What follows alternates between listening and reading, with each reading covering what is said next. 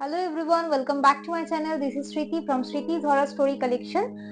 আশা করি আপনারা সবাই ভালো আছেন, আমিও ভালো আছি। আমি আপনাদের কাছে একটা ভয়ঙ্কর মানে ভালোবাসার একটা অতৃপ্ত পরিণতির গল্প নিয়ে চলে এসেছি। তো আশা করি সবাই ভালো আছেন এবং আমার চ্যানেলটিকে লাইক এবং সাবস্ক্রাইব করবেন। আর অবশ্যই পাশে থাকা বেল আইকনটি ক্লিক করবেন যাতে আমার নতুন নতুন ভিডিও প্রতি সপ্তাহে পেতে থাকেন। আর আপনাদের কাছেও যদি গল্প থাকে এবং আপনাদের চারপাশের বা আপনাদের কোনো জানাশোনা কারোর কাছেও যদি এরকম ভৌতিক বা আদিভৌতিক ঘটনা থাকে, দয়া করে আমার সাথে শেয়ার করবেন। আমি আমার নাম্বারটা ডিসক্রিপশন বক্সে দিয়ে দেবো, তাছাড়াও ভিডিওর লাস্টে আপনাদের বলে দেবো। দয়া করে শুনতে থাকুন, সঙ্গে থাকুন স্মৃতিজ হরর স্টোরি কালেকশন। তো আজকে আমি যে ঘটনাটা বলতে চলেছি, এই ঘটনাটা অ্যাকচুয়ালি সাঁতরাগাছির ঘটনা। ঠিক আছে, সাঁতরাগাছির রেল কলোনির ঘটনা। শান্তনু মিশ্র বলে আমার একজন কলিগ আছেন, তো ওনার থেকেই আমি এই ঘটনাটা কালেক্ট করেছি। ঠিক আছে, শান্তনুদা অ্যাকচুয়ালি ওই রেল কলোনিতেই থাকতেন, মানে যেখানে রেল কোয়ার্টার আছে ওই কলোনিতেই উনি থাকতেন। ওনার বাবা রেলে জব করতেন। তো সেখানকারই আমি একটা ঘটনা বলতে চলেছি। আজ থেকে প্রায় মোটামুটি 10-12 বছর আগেকার ঘটনা, 2015 বা 2014 সালের ঘটনা। তো যে ঘটনাটা বলতে চলেছি, এটা একটা ভালোবাসার মর্মান্তিক পরিণতির ঘটনার কথা আমি বলছি। তো একটা ছেলে ছিল, ছেলেটার নাম ছিল রিতেশ। ছেলেটা কিন্তু শান্তনুদাদের সঙ্গে একসঙ্গে ক্রিকেট খেলতো। ঠিক আছে, মানে বন্ধু ছিল বলতে পারো। তো যাই হোক, মানে ভালোই ওদের ওই ওই রিতেশের একটা গার্লফ্রেন্ড ছিলেন। সেই গার্লফ্রেন্ডের নাম ছিল রমা। আচ্ছা, রিতেশ ছিল মানে বিহার থেকে এসেছিলেন, উনি বিহারি ছিলেন। আর উনি যাকে ভালোবাসতেন রমা বলে, উনি ছিলেন অ্যাকচুয়ালি সাউথ ইন্ডিয়ান। ঠিক আছে, তো রিতেশের যিনি বাবা ছিলেন, মানে ওনারা না, মানে ডি গ্রেড, পরপর গ্রেড থাকে না, A grade, B grade, C grade, D grade. তো ডি গ্রেড কর্মচারী ছিলেন। ঠিক আছে, রিতেশের বাবা। কিন্তু রিতেশ খুব ভালো ছেলে, পড়াশোনায় খুব ভালো ছেলে ছিল। আর রমার বাবা ছিল প্রায় বি গ্রেড, মানে পরের বছরেই উনি এ গ্রেডে উন্নীত হবেন, সেরকম একজন অফিসার লেভেলের কর্মচারী। তো যাই হোক, ওদের কোয়ার্টারও অনেকটাই আলাদা। ঠিক আছে, রমারা থাকতো বাংলোতে আর ওরা কোয়ার্টারে থাকতো। তো যাই হোক, ক্লাস 9 থেকে ওদের প্রেম স্টার্ট হয়। তো একে অপরকে সত্যি অনেক ভালোবাসতো প্রথম দিকে। মেয়েটাও যতটা করতো ছেলেটাও ততটা করতো। ঠিক আছে, এরকমই অনেকগুলো ভ্যালেন্টাইন্স ডে ওরা পরপর একসঙ্গে কাটায়। তো এবার তখন বলছি, তখন কিছুদিন বাদে, যখন 4-5 বছর বাদে যখন দুজনে কলেজে ভর্তি হয়, দুজনে কিন্তু আলাদা কলেজে পড়তো। যেহেতু মেয়েটা মানে একটা ভালো ইঞ্জিনিয়ারিং কলেজে মেয়েটা চান্স পেয়েছিল, আর ওখানেও হোস্টেলে থাকতো। আর এখানে রিতেশ আলাদা একটা কলেজে বিকম বা বিএসসি বা বিএ কিছু একটা পড়তো। ঠিক আছে, তো ভালো স্টুডেন্ট ছিল। তো যাই হোক, যেহেতু ও হোস্টেলে থাকতো, ওকে মাঝে মাঝে এসে ও দেখা করতো, তখনও কিন্তু ওদের রিলেশনটা চলছিল। তখনই রমার তরফ থেকে খানিকটা একটু গা ছাড়া ভাব দেখতে পায়। সেটা রিতেশ লক্ষ্য করে যে একটু গা ছাড়া ভাব, ও নিজের মতো থাকতে ভালোবাসে। হ্যাঁ, ওর সঙ্গে বেশি ফোনে যোগাযোগ করে না। তো যাই হোক, কলেজে পড়াকালীনই, মেয়েটা কলেজে পড়াকালীনই ওর একটা সম্বন্ধ আসে। ঠিক আছে, এবার সাউথ ইন্ডিয়ান মেয়েরা, মানে সাউথ ইন্ডিয়ান ঘরানার লোকেরা বা অন্য কোনো ঘরানার লোকেরাও চেষ্টা করে যে নিজেদের সোসাইটির মধ্যে বিয়ে থা দিতে। তো রমারও ওরকম নিজেদের সোসাইটি থেকে একজন সাউথ ইন্ডিয়ান ছেলেকে পছন্দ করা হয়েছে। আর সেও রেলে জব করে, নতুন এসছে। ঠিক আছে, ওয়েল সেটেলড। তখন কিন্তু রমা ইঞ্জিনিয়ারিং পাশ করেনি, মানে পড়ছে। তো যাই হোক, রমা একদিক থেকে সমস্ত দিক থেকে চিন্তা করে এবং ভাবে যে রিতেশ আহ, রিতেশের দ্বারা তো অনেক সময় লাগবে, ওটা ওর নিজের ধরতে পারো স্বার্থপরতা, বা অন্য দিক থেকে দেখলে ও সেটেলমেন্ট চাইছিল। ঠিক আছে, তো সিচুয়েশনে কেউ না থাকলে বুঝতে পারবে না যে সিচুয়েশনটা কি আছে। ঠিক আছে, যাই হোক, তো সে ডিসিশন নেয় যে না, রিতেশের সঙ্গে আমি এবার ব্রেকআপ করে দেবো, কারণ রিতেশের সঙ্গে ব্রেকআপ না করলে আমি এই ছেলেটাকে বিয়ে করতে পারবো না। ঠিক আছে, তো যাই হোক, ও রিতেশকে একটা 14 ফেব্রুয়ারিতেই বলে যে, যখন ওরা দেখা করতে আসে, তো রিতেশকে বলে আমার আর তোমার এই সম্পর্কটা এখানেই শেষ করে দেওয়া উচিত, কারণ আমার বাড়ি থেকে আমার বিয়ে দেওয়ার চেষ্টা করছে। তো রিতেশ তখন বলে, তুমি বলো, সবাই তো জানে আমরা ভালো বন্ধু, তো তুমি বলো যে আমি তোমাকে ভালোবাসি। ঠিক আছে, আরো কয়েকটা বছর আমাকে সময় দাও, আমি ঠিক সেটেল হয়ে তোমাকে নিয়ে যাব।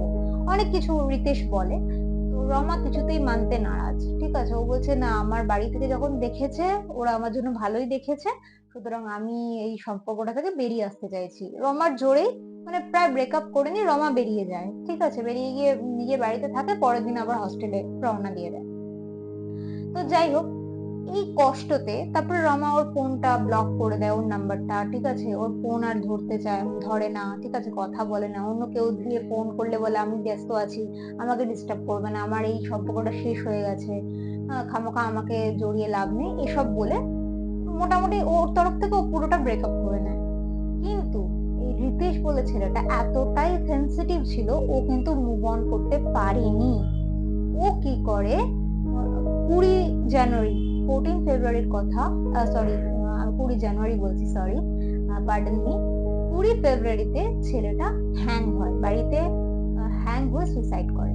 ঠিক আছে, তো সেই ভয়ঙ্কর দৃশ্যটা শান্তনু দ্বারা দেখিয়েছিল। ঠিক আছে, মানে সেই ভয়ঙ্কর বডিটাকে শান্তনু দ্বারা দেখেছিল, এবং ওরা তো মানে প্রথম থেকে ওদের প্রেম এবং পুরো রিলেশনটা সাক্ষী ছিল। তো কেউ কাউকে খারাপ বলছে না, কিন্তু ছেলেটাকে অনেক কাউন্সিলিং করেছিল এই ওর বন্ধুরা, যে কি আছে, একটা রিলেশন থেকে বেরিয়ে এসছে, তুমি নতুন করে বাঁচার চেষ্টা করো।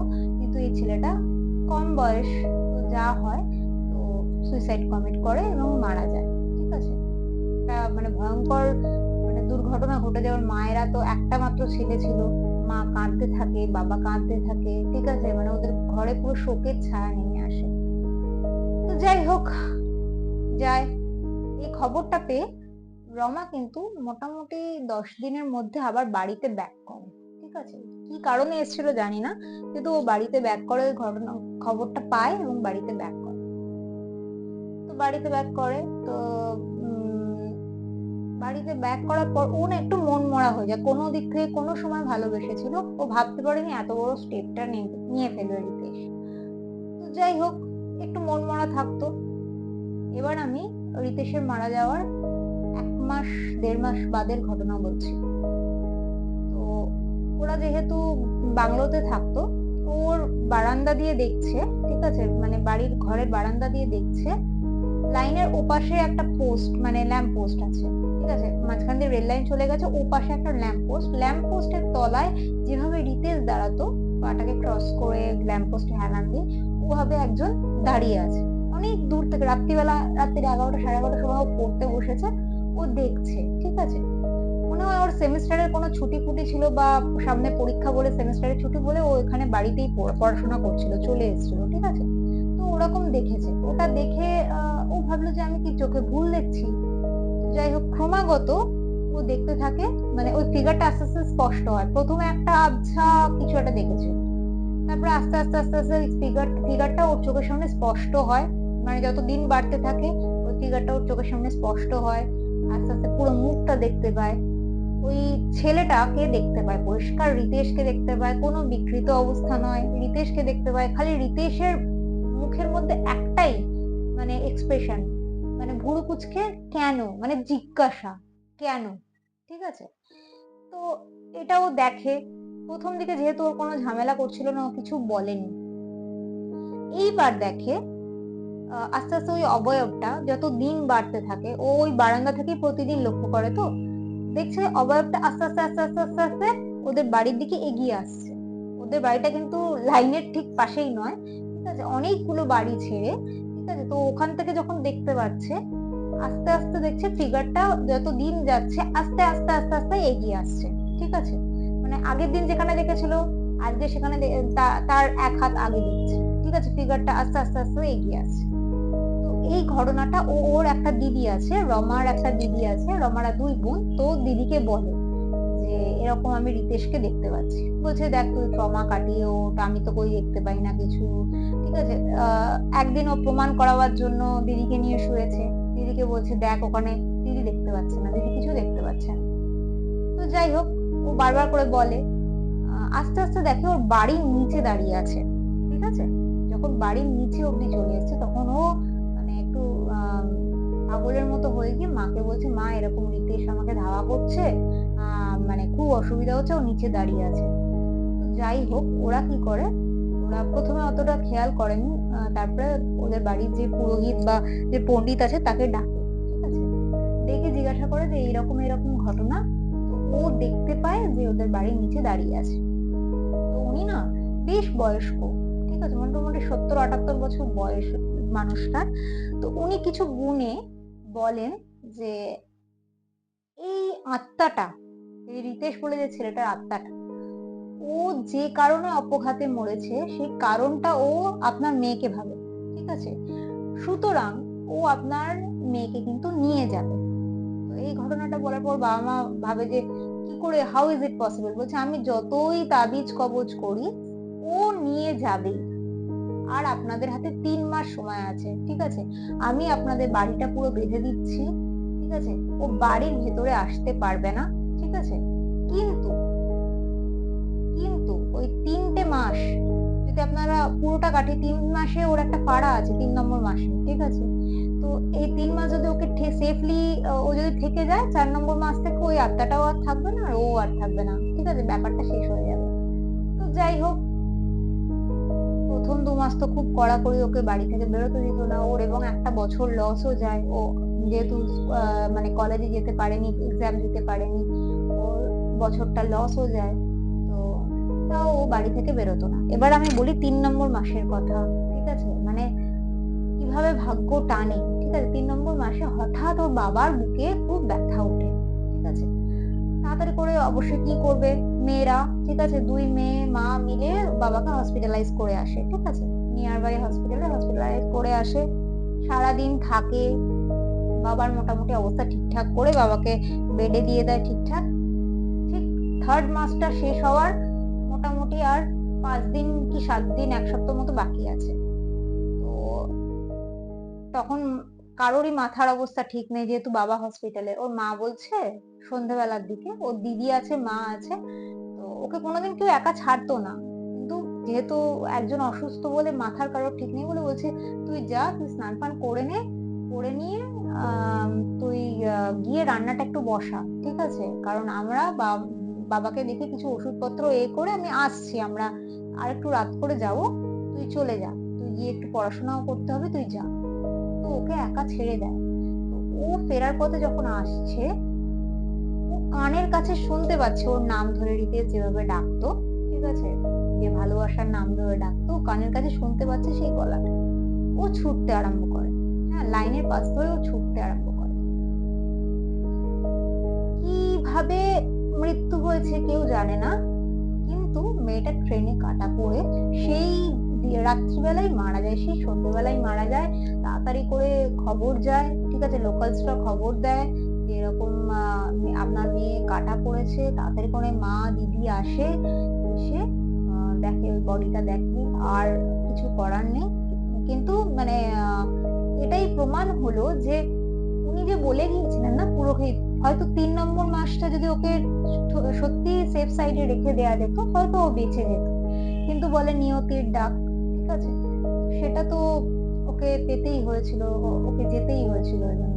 মানে খুব মর্মান্তিক একটা ঘটনা, একটা মানে ভালোবাসার একটা বাজে পরিণতি, ঠিক আছে, যেটা ঠিক এক্সপেক্টেড নয়, ঠিক আছে, ছেলেটার তরফ থেকেও আমি বলবো না যে ছেলেটাও, কাউকে জাজ করতে যাচ্ছি না, তাও আমি ছেলেটার তরফ থেকে বলবো যে হয়তো ছেলেটার আরেকটু ভেবে দেখা উচিত ছিল, বা সেই বয়সে আমি জানি না তার মাথার মধ্যে কি চলছিল, সে তার মৃত্যুর জন্য ওই মেয়েটাকেই দায়ী করতো, ঠিক আছে, আর মেয়েটারও কিরকম ভাগ্য, একটা ব্রেকআপ করে বেরিয়ে আসার পর, ঠিক আছে, ও ভেবেছিল হয়তো নতুন করে সংসার করবে, বাবা মার কথায় বিয়ে করবে, তো সেটা তার আর হয়ে উঠলো না। তো আমার তো মোটামুটি ভালোই লেগেছে, ভয়ঙ্কর লেগেছে আমার ঘটনাটা। জাস্ট ইমাজিন করো, এরকম কেউ দাঁড়িয়ে আছে যে মারা গেছে, কোনো বিভৎসতা নেই, ওই মূর্তিটার মধ্যে কোনো বিভৎসতা ছিল না, খালি একটা জিজ্ঞাসা, মুখের মধ্যে একটা খালি জিজ্ঞাসা, ভুরুটা কোঁচকানো, খালি জিজ্ঞাসা, কেন, ঠিক আছে। আমার বেশ ভালো লেগেছে গল্পটা, তাই তোমাদের সাথে শেয়ার করলাম।